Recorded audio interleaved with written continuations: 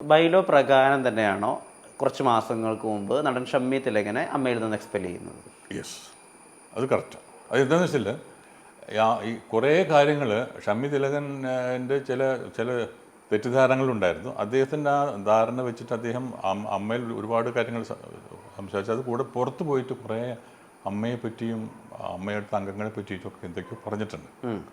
മനസ്സിലായില്ലേ? അതെ, ഉണ്ട്. നിങ്ങൾക്കറിയാലോ. അതെ, അത് ഒരിക്കലും നമ്മൾ അനുവദിക്കാൻ പാടില്ല. അമ്മയെ പറ്റി കുറ്റം പറയുന്നത് ഒരു സംഘടനാ തലത്തിൽ അംഗീകരിക്കാൻ പറ്റില്ല. അത് ബൈലോയിലുണ്ട്.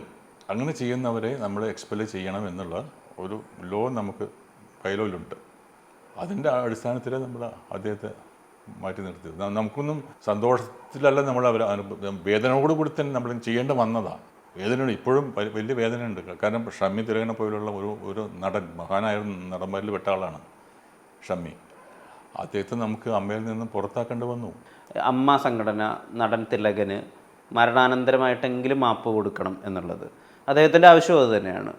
ഇപ്പോൾ കലാകാരവും അത് പ്രതീക്ഷിക്കുന്നുണ്ട് ഒരു പുതിയ സമിതിയിൽ നിന്ന്. ഇപ്പം അമ്മ സംഘടനയിൽ എവിടെയും നടൻ തിലകൻ്റെ ഒരു ഫോട്ടോയോ ആദരവോ ഉണ്ടെന്ന് ഞാൻ മനസ്സിലാക്കിയിട്ടില്ല. അവിടെ ഉണ്ടാവാൻ ചാൻസ് ഇല്ല, ഞാൻ കണ്ടിട്ടില്ല. അതാണ് ഞാൻ ചോദിക്കുന്നത്. കണ്ടിട്ടില്ല. പക്ഷെ അത് കാരണം എന്ന് വെച്ചാൽ ഇന്നും ഞങ്ങൾ മനസ്സുകൊണ്ട് അച്ഛനായി കരുതുന്നു. അച്ഛനാണ് ഞങ്ങളുടെ മനസ്സിലൊക്കെ. തിലകേട്ടൻ ഒരു അച്ഛനായിട്ടും അമ്മാവനായിട്ടും ചേട്ടനായിട്ടുമൊക്കെ ഇന്നും ജീവിക്കുന്ന ഒരാളാണ്. അദ്ദേഹത്തിന് എല്ലാവരും സ്നേഹിക്കുന്നുണ്ട്. ഒറ്റ ആളും കുറ്റം പറഞ്ഞിട്ടില്ല. തിലകേട്ടനെ പറ്റിയിട്ട് ഒന്നോ രണ്ടോ ആൾക്കാർ അവിടെ അത് അല്ലാതെ ഇപ്പോഴും വളരെ ബഹുമാനത്തോടു കൂടി തന്നെയാണ് തിലകേട്ടൻ ഞങ്ങളുടെ മനസ്സിലൊക്കെ ജീവിക്കുന്നത്. അപ്പോൾ ഞാൻ ചോദിക്കുന്നത്, പ്രസിഡൻ്റായി തിരഞ്ഞെടുക്കപ്പെട്ടാൽ ഇത്രയും സെൻസിറ്റീവ് ആയിട്ടുള്ള ഒരു കാര്യത്തെ എങ്ങനെയാണ് ടാക്കിൾ ചെയ്യാൻ ഉദ്ദേശിക്കുക? അങ്ങനെ എന്തെങ്കിലും ഒരു തെറ്റിദ്ധാരണ അമ്മ ചെയ്തു എന്നുള്ള ഒരു തെറ്റിദ്ധാരണ ഈ പ്രേക്ഷകർക്കോ അല്ലെങ്കിൽ ഷമ്മി തിലകനോ ഉണ്ടെങ്കിൽ അതിന് പരിഹാരം കാണണമെന്ന് തന്നെയാണ് എൻ്റെ ആഗ്രഹം. കാരണം ഞാൻ ഏറെ ബഹുമാനിക്കുന്ന എൻ്റെ അച്ഛനായിട്ടൊക്കെ അഭിനയിച്ച ആളാണ്. മാത്രമല്ല മഹാനടനാണ് അദ്ദേഹം. ഒറ്റ അല്ല, മനസ്സിലായില്ലേ? ഓരോ കാര്യങ്ങളിൽ അദ്ദേഹം അതും ഇന്ന് ജീവിച്ചിരിക്കുന്ന ഒരു നടനും മഹാനടനും സാധിക്കില്ല.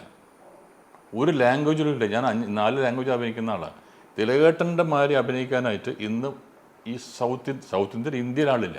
അല്ല, അങ്ങനെയാണെങ്കിൽ താങ്കൾ പ്രസിഡന്റ് ആയി കഴിഞ്ഞാൽ മരണാനന്തരമായി അദ്ദേഹത്തെ അമ്മയിലേക്ക് ഉൾപ്പെടുത്താനും വേണ്ട ആദരവ് കൊടുക്കാനും വേണ്ട ശ്രമങ്ങൾ നടത്തുമെന്ന്? തീർച്ചയായിട്ടും ഉണ്ടാവും, 100% ഉണ്ടാവും.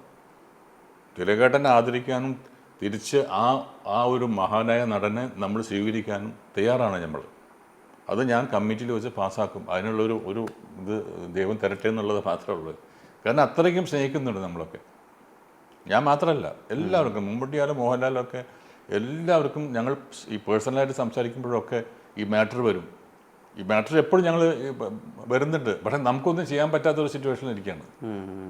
പക്ഷേ അതൊരു കമ്മിറ്റി രൂപീകരിച്ചിട്ട് കമ്മിറ്റി വരുന്ന സമയത്ത് എൻ്റെ ഒരു അജണ്ട അത് തന്നെയാണ്.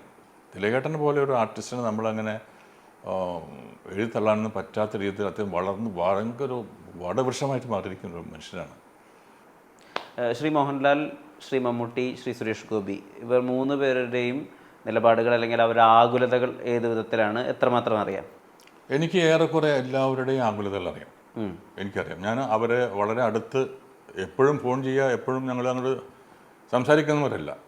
ഞാൻ ഇപ്പോൾ മമ്മൂട്ടിയുടെ അടുത്ത് എല്ലാ ദിവസവും ഫോൺ ചെയ്യുക, അല്ലെങ്കിൽ മോഹൻലാലിൻ്റെ അടുത്ത് എല്ലാം സംസാരിക്കുക, അല്ലെങ്കിൽ സുരേഷിൻ്റെ അടുത്ത് എല്ലാ ദിവസവും സംസാരിക്കുന്ന ഒരാൾ. ഞങ്ങൾ അങ്ങനെ ബന്ധങ്ങളില്ല. പക്ഷേ അവരുടെ വികാരങ്ങൾ എന്താണെന്ന് എനിക്കറിയാം. എൻ്റെ വികാരം എന്ത്, എന്നൊക്കെ വളരെയധികം സ്നേഹിക്കുന്നവർ ഈ 3 പേരും. അതുപോലെ തന്നെ ഞാൻ അവരെയും ഭയങ്കര സ്നേഹിക്കുന്നുണ്ട്, റെസ്പെക്റ്റ് ചെയ്യുന്നു അവരുടെ വികാരം. അവരൊന്നും ഇപ്പോൾ ഈ ജനങ്ങളല്ല ഈ പ്രേക്ഷകരോ അല്ലെങ്കിൽ മാധ്യമക്കാർ വരച്ചു കാട്ടുന്ന ഒരു ഫിഗേഴ്സ് അല്ല അവർ.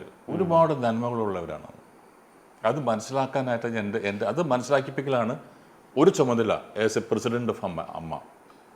മോഹൻലാലും മമ്മൂട്ടി, സുരേഷ് ഗോപി തുടങ്ങിയവരുടെ ആ മഹത്വം, നന്മകൾ, മനസ്സിലായില്ലേ? അത് മനസ്സിലാക്കിപ്പിക്കൽ കൂടിയാണ് അമ്മ എന്ന സംഘടനയുടെ പ്രസിഡൻ്റായി എനിക്ക് ഒരു അവസരം കിട്ടുകയാണെങ്കിൽ ചെയ്യാൻ പോകുന്ന ഒരു അജണ്ട അതാണ്. അവരെ നമ്മൾ ജനങ്ങളിലേക്ക് കൊണ്ടുവരണം, അല്ലെങ്കിൽ ജനങ്ങളെ ഇവരിലേക്ക് അടുപ്പിക്കണം. ഇപ്പോൾ ഒരു അകലമുണ്ട്. അത് ഒരു തെറ്റിദ്ധാരണയാണ്. അത് അങ്ങനെ ഇങ്ങനെ നോക്കും, ഇങ്ങനെ നോക്കില്ല, അങ്ങനെ മമ്മൂട്ടി ഭയങ്കര ദേഷ്യക്കാരാണ്. ഒന്നുമല്ല, മമ്മൂട്ടി ദേഷ്യക്കാരനേ അല്ല. ദേഷ്യം കാണിക്കുന്ന ആൾ അഭിനയമാണ് എന്ന് വിശ്വസിക്കുന്ന ഒരാളാണ് ഞാൻ. പിന്നെ ഇത്രയും സൗമ്യനായിട്ടാണ് നമ്മുടെ ലാലു പറയുന്നത്.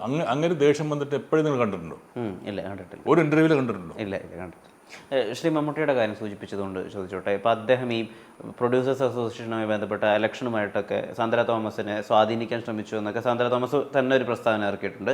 അത് കണ്ടിരുന്നോ? എന്താണ് ആ ഒരു സ്റ്റേറ്റ്മെന്റിനോട് താങ്കളുടെ ഒരു പ്രതികരണം? എനിക്ക് തോന്നുന്നില്ല മമ്മൂട്ടിയോ മോഹൻലാലോ അങ്ങനെ ഒന്നും ചെയ്യുന്ന ആളല്ല. ഞാൻ ഒരിക്കലും വിശ്വസിക്കില്ല അത്. അങ്ങനെ ഓരോരുത്തരും ഓരോ പറയുന്നുണ്ട്. ഇങ്ങനെ മമ്മൂട്ടി മോഹൻലാലും പറഞ്ഞുകൊണ്ടാണ് ഞാൻ നോമിനേഷൻ കൊടുത്തത്, ഞാൻ പിൻവലിക്കുന്നതും അവരോട് ചോദിച്ചിട്ട് വേണമെന്നൊക്കെ പറയുന്ന ആൾക്കാരുണ്ട്. പക്ഷേ ഒരിക്കലും അവർ ചെയ്യില്ല. ഒരിക്കലും അവർ ചെയ്യില്ല. സാന്ദ്ര തോമസിന്റെ സ്റ്റേറ്റ്മെന്റ് കണ്ടിരുന്നു? ഞാൻ കണ്ടിരുന്നു. ഒരിക്കലും അവർ ചെയ്യില്ല. അവരൊക്കെ അതിനകത്ത് ഒരുപാട് അകലെയാണ്. നമ്മളിൽ നിന്നൊക്കെ ഒരുപാട് ദൂരത്ത് നിൽക്കുന്നവരാണ് അവരൊക്കെ. അവർക്ക് ഇതിൻ്റെ ആവശ്യമില്ല.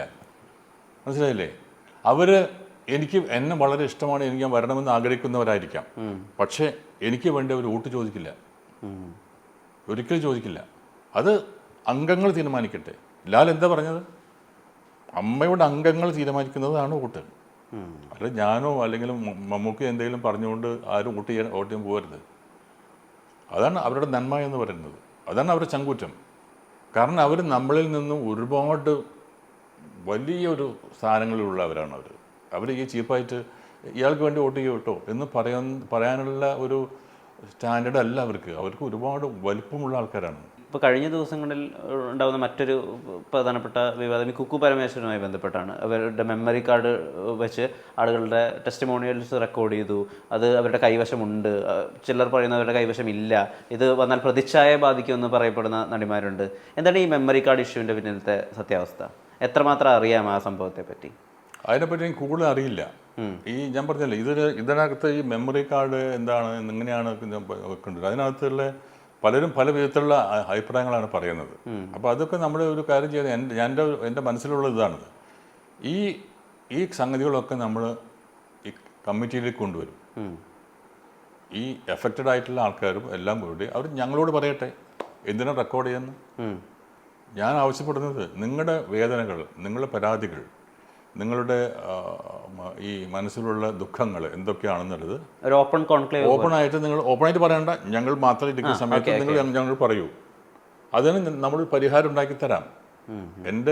ഞാൻ ഒരു പ്രസിഡന്റ് ആവുകയാണെങ്കിൽ ചെയ്യാൻ പോകുന്ന ചില കാര്യങ്ങളെ പറ്റി ഒരു സൂചന തന്നെന്ന് മാത്രമേ ഉള്ളൂ. അവരെല്ലാവരും വിളിക്കും.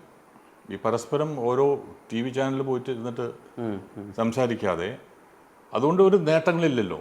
ഈ ശത്രുത കൂടി വരെയല്ലേ ഉള്ളൂ. ഞാൻ അവരോട് ഇപ്പോൾ എൻ്റെ അടുത്ത് വിളിക്കുന്നവരോടൊക്കെ ഞാൻ പറയുന്നത് വെച്ചാൽ നിങ്ങൾ സൈലൻ്റ് ആവും.